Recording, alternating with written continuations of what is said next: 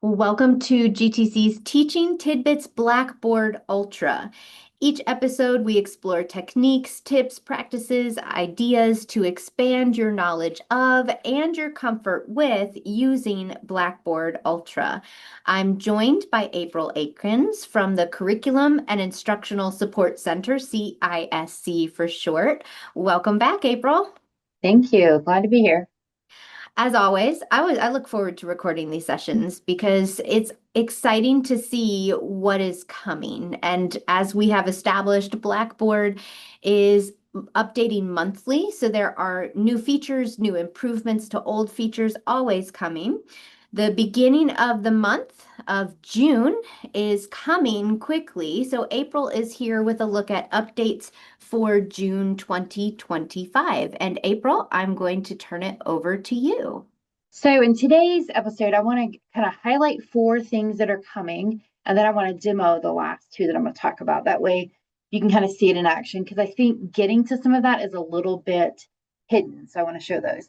So first off, I just want to let you know that with discussion boards, now you're going to get that same kind of activity indicator showing in the toolbar navigation across the top. So you'll see that number change as students interact with you, and they'll be able to see that too, so that they know, hey, there's been interaction since I last participated, and that way it keeps them involved and engaged with the work.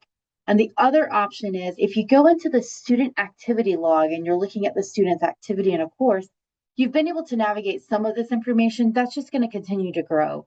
And some of that's going to be your third-party content. So as you see here in this drop-down, there's different things you'll be able to access. And that just helps you to know how much your students are participating in different parts.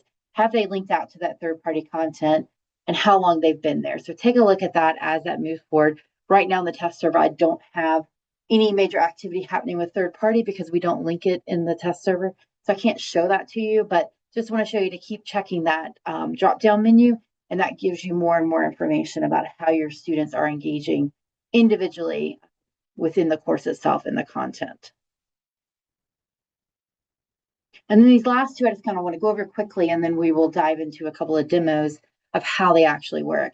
So I know knowledge checks have been out for a while, but they've done a few enhancements with it.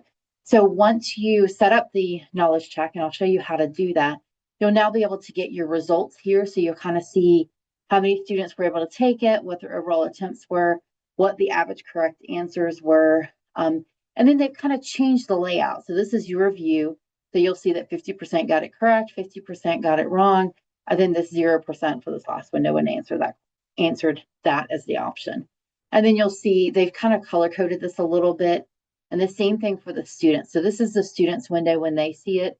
So now they're able to see the color coded as it goes, but it also puts that X there. So one thing that we've kind of pushed back on is they're using red and green, which we know are not the best colors to use for color blindness, but at least they are adding in the X's and kind of highlighting more when something is incorrect.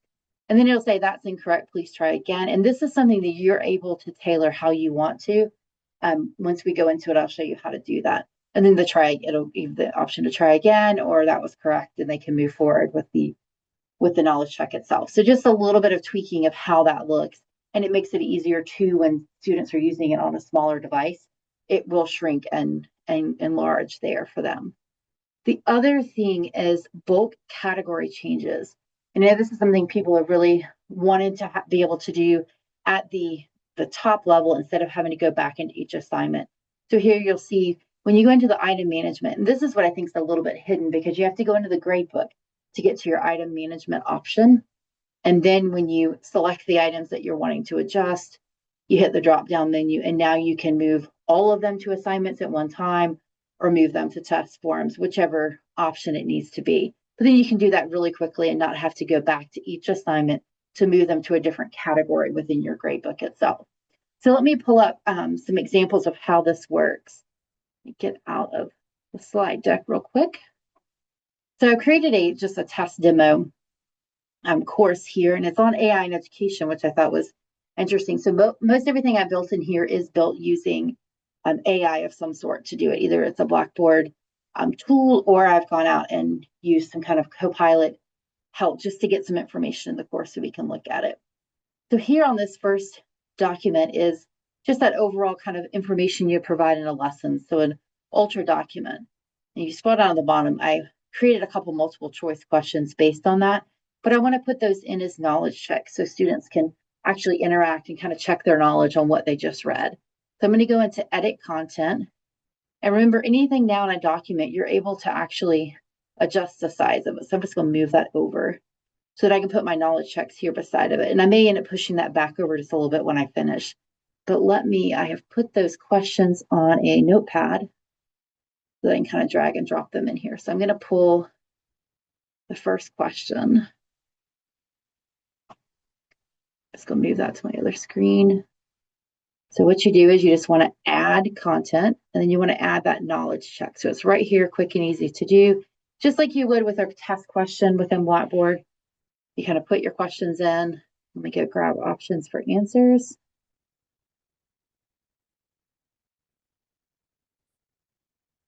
Let's see. And this information is based on what was in that document itself.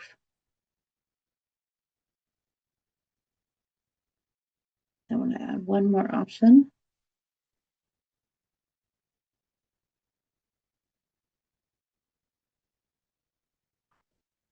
And then I want to select which one's the correct answer. And then this is where you can edit that feedback. So if I want to say more about that, then just say that's correct or that's incorrect. You can adjust those as you want to. Let me hit save. So it's going to put it at the top of the box. But again, I can adjust the size. And then I can go into the three little dots here. And I want to move it into the row below. And then I want to put it to the left, to the right-hand side of my screen. So again, this is a little bit tricky to me, but I think once you get used to doing it, you can see. And let's say I just really need that to be the size column. So you can see it's adjusting, and that will also adjust when students are using it.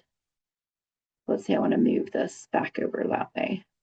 And then if I want to build a second question, I'm able to add that here as well and do the same thing. So to me, it's showing it's the correct answer. Let's go into it as student view. And here you'll see knowledge check results, showing it's a pretty difficult question built on what I built. And this is what they'll see. So let's go in as a student and just take a look at what that looks like also. Oops. Student preview.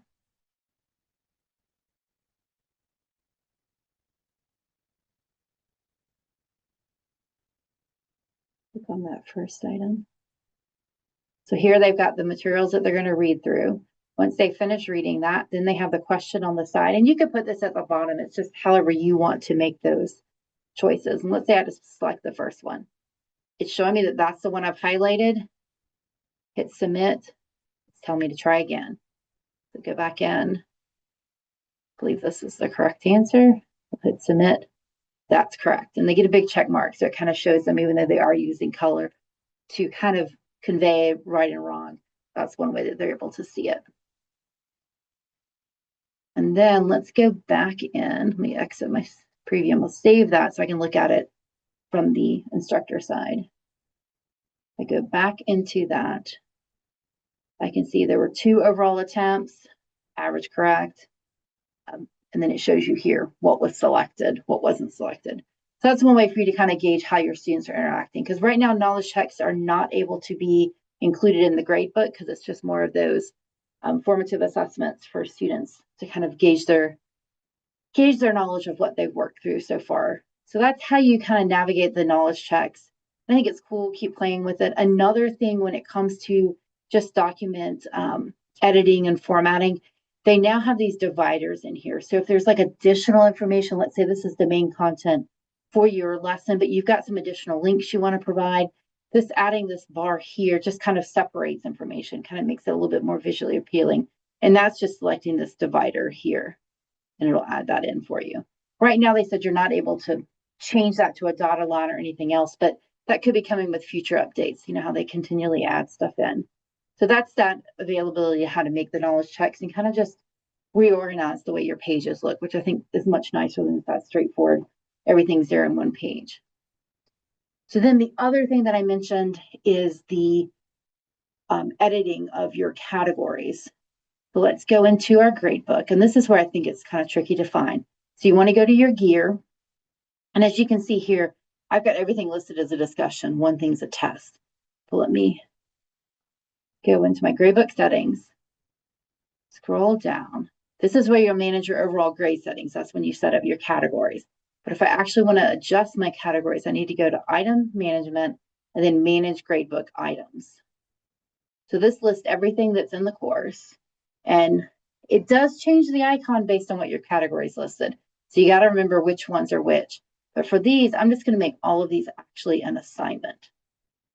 So I want to edit the categories. I already checked the ones I want to use. And then let's make them assignments. And hit apply. And now they've all quickly moved over to that category. So you don't have to go in and manually do that and open every single assignment. So that helps out with that. And like I said, again, it's under the gear. Just remember that you're managing the items in the gradebook. So item management, manage gradebook items. And then if for some reason, let's say this bottom one is really a discussion, I want to switch it back, I can just come here and do that change instead of having to open the actual assignment. So those are the quick kind of updates. And there's a few more that are not quite as, I think, needing to see this kind of detail with it, but just ones that you'll want to look out for, and definitely check the LibGuide for those. Wow, April, this is great. How exciting, especially to see all of the ways that you can now edit those documents in Ultra, just to kind of change up the arrangement, put images next to text instead of everything being in line, and then even being able to reposition the knowledge checks. I love the divider option too. That is just giving us so many more options to, change it up or have the layout actually really gel with the content and the best way to convey that content and as well. So thank you for showing us all of those updates, those things that are coming and how we can use them. If you would like to continue the conversation with April, you can do so. You can reach out to April, april.akins@gbltec.edu. You see her email address here on the screen. You can also submit a CISC support ticket, and you can find the link to that ticket in the notes below the episode. That is a great way to get connected with just the right person in CISC who specializes in your particular question, issue, challenge, be what it may. They're going to make sure the right person connects with you very quickly. Also, April mentioned their CISC LibGuide. You can find a link to the CISC LibGuide in the notes below the episode as well, and there will be some additional updates and things that were not shared in this episode, as April mentioned, that will be in the LibGuide. So lots of different options to reach out, to connect, to gather any of the information. So check out the notes below the video to get the links to those things. Well, that is this episode of GTC Teaching Tidbits Blackboard Ultra, and we will see you next time.